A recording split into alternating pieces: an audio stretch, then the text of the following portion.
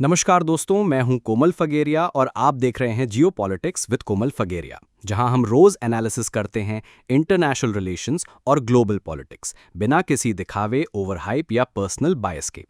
हम अनअकैडमी और अड्डा 247 जैसे प्लेटफॉर्म्स की तरह छोटी बात को अननेसेसरली सेंसेशनल बनाकर पेश नहीं करते। यहाँ आपको मिलेगा एकदम ग्राउंडेड और फैक्ट बेस्ड जियोपॉलिटिकल एनालिसिस, जिसमें जियोपॉलिटिक्स का मतलब जियोपॉलिटिक्स ही होता है, ना कि किसी टीचर की personal opinion wrapped in drama. और आज हम एक ऐसी ही घटना का विश्लेषण करेंगे जो हाल ही में भारत में घटी। एक ऐसी घटना जो ऊपर से तो एक कॉरपोरेट डिस्प्यूट लगती है, लेकिन असल में भारत की डिजिटल संप्रभुता, डिजिटल सुवरेनिटी पर एक सीधा हमला है। हम बात कर रहे हैं माइक्रोसॉफ्ट वर्सेस नायरा एनर्जी मामले की। आज की इस वीडियो में हम जानेंगे सबसे पहले ये पूरा मामला आखिर शुरू कैसे हुआ। माइक्रोसॉफ्ट ने एक भारतीय कंपनी पर यूरोपियन यूनियन का कानून क्यों और कैसे थोप दिया, दिल्ली हाईकोर्ट में क्या हुआ और क्यों ये 12 दिन भारत के लिए एक वेकअप कॉल है, और सबसे जरूरी, इस डिजिटल गुलामी से निकलने के लिए भारत के पास क्या रास्ते हैं।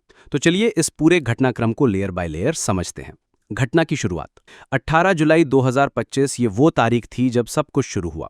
यूरोपियन यूनियन ने रूस के खिलाफ एक नया सैंक्शंस पैकेज यानी प्रतिबंधों का नया पैकेज जारी किया। इस पैकेज में रूस की सबसे बड़ी तेल कंपनी रॉसनेफ्ट को भी निशाना बनाया गया।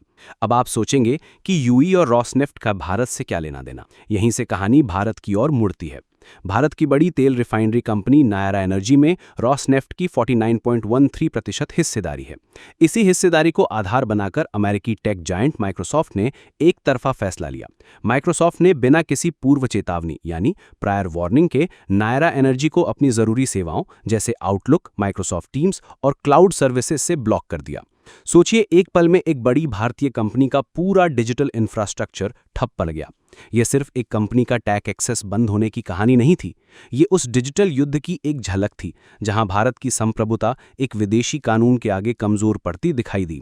एक भारतीय कंपनी जो भारत में ऑपरेट कर रही है, उसे ईयू के एक फैसले के कारण डिजिटली सस्पेंड कर दिया गया।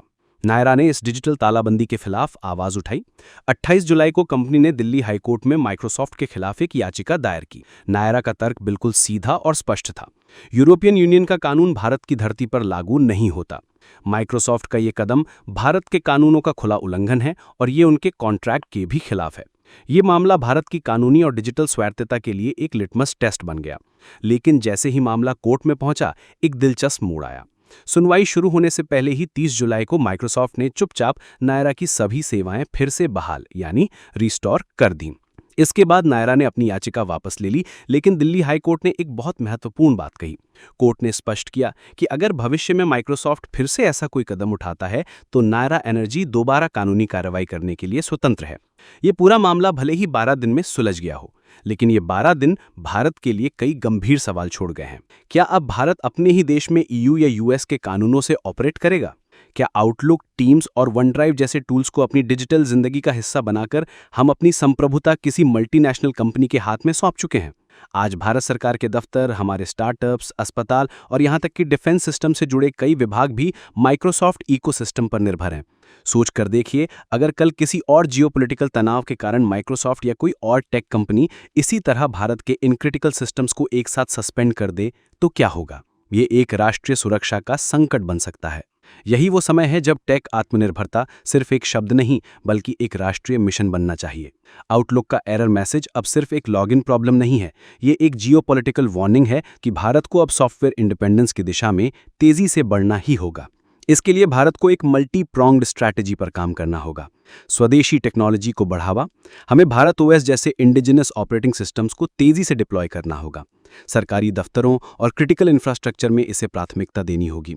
भारतीय क्लाउड इंफ्रास्ट्रक्चर, एनआईसी क्लाउड और भाषिनी जैसे भारतीय क्लाउड प्लेटफॉर्म्स को सिर्फ सरकारी प्रोजेक्ट्स तक सीमित न रखकर मेन स्ट्रीम में लाना होगा, ताकि भारतीय कंपनियों का डेटा भारत में ही सुरक्षित रहे। मजबूत साइबर कानून, हमें ऐसे साइबर लॉ रिफॉर्म्स चाहिए जो माइक्रोसॉफ्ट जैसी कंपनियों के एक तरफा फैसलों को कानूनी रूप से चुनौती दे सकें और उन पर भारी जुर्माना लगा सकें।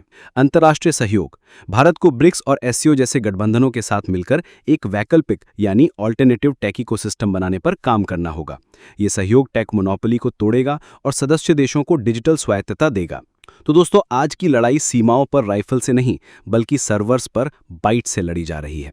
नायरा वर्सेस माइक्रोसॉफ्ट का ये मामला उस लड़ाई का एक छोटा सा ट्रेलर था। अब भारत को ये सुनिश्चित करना है कि भविष्य में किसी भी भारतीय कंपनी या नागरिक को अपनी डिजिटल पहचान के लिए किसी विदेशी राजधानी से इजाज़त ना लेनी पड़े।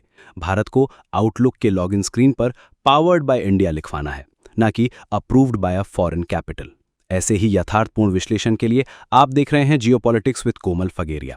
अगर आप इस बात से सहमत हैं कि जियोपॉलिटिक्स का मतलब तथ्यों पर आधारित विश्लेषण होना चाहिए, ना कि सनसनीखेज ड्रामा, तो इस चैनल को सब्सक्राइब करें और इस वीडियो को ज़्यादा से ज़्यादा शेयर करें ताकि डिजिटल संप्रभुता की ये बहस हर भारतीय तक पहुंचे। मैं हूं कोमल और मिलूंगा आपसे अगले वीडियो में एक नए जियोपॉलिटिकल एनालिसिस के साथ। धन्यवाद। जय हिंद।